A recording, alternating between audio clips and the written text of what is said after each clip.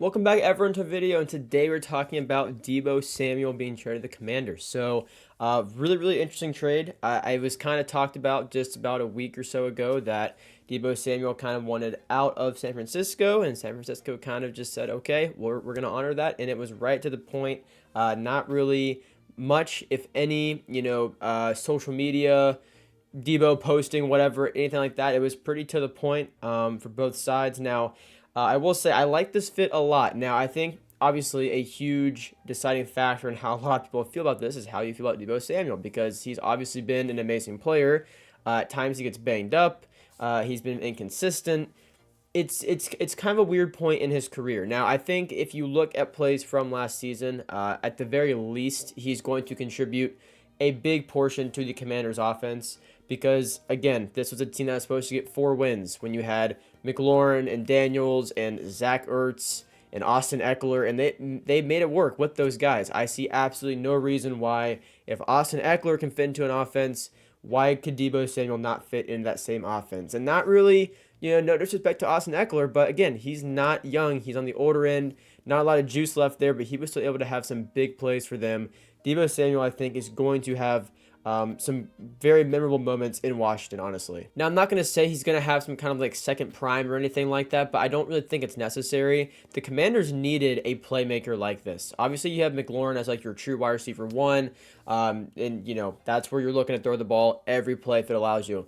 Deebo Samuel, you can be a lot more creative with. And I think it'll be very interesting with the Cliff Kingsbury offense where, they can do some of these options with Daniels and have Deebo in the backfield, have Deebo on screens, have Deebo on a certain reverse or, a double pass play or something. You can be very, very creative when you have a playmaker like Deebo Samuel. And in fact, I actually see the Commanders making this move kind of like how last year with the Texans, you get this team that is not very good at all. You pick a top quarterback in the draft. You greatly exceed expectations with a rookie quarterback and first-year head coach. And then you go, okay, let's go all in on this, kind of newfound gem in CJ Stroud. And you go and you trade for Stephon Diggs to kind of just, stack up your offense and make a run at it. Obviously, didn't go to plan. You have Tank Dell go down. Stephon Diggs went down. But my point being, I think Washington's in that same mindset. After you had this season, it's now, okay, we can start going a bit more all in to try and just get a Super Bowl at this point. It's not even just a rebuilding thing. Yeah, you still need some depth at certain pieces and maybe some long-term starters elsewhere, but you can definitely say, okay, we are good enough to be at the top of the NFC, at the top of the NFL. What piece can we get to just raise our ceiling even higher? I think that was kind of the thinking here. And I honestly think for what they needed, I don't think there would have been a better player for them to get right now as far as a playmaker, as far as free agency or even the draft. I think Deebo is that guy if he can just stay healthy. Now on the side for the 49ers, what does this mean for the 49ers? Obviously, you have Brock Purdy back next year, hopefully healthy. It was just a bad year for the 49ers all around. Just a lot of injuries everywhere with McCaffrey and Purdy, and Deebo was banged up, and Ayuk went down. Ricky Pearsall obviously was in that incident that left him, shot, and so he missed majority of the year, but he came back. You have a lot of guys back and healthy next year. I don't think you really freak out without Deebo because Ricky Pearsall did look quite good when he was back at the end of the year.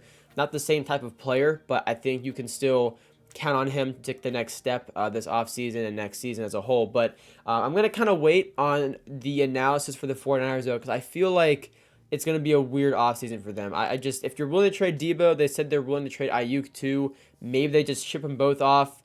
Just, go all in on Pearsall. You still have Jawan Jennings, I believe. Maybe you sign someone in free agency. Maybe they try to get T. Higgins or something and just kind of switch up their wide receiver room. We've seen it before with the Chargers, letting go of Keenan Allen or trading Keenan Allen and letting go of Mike Williams. So it's definitely possible.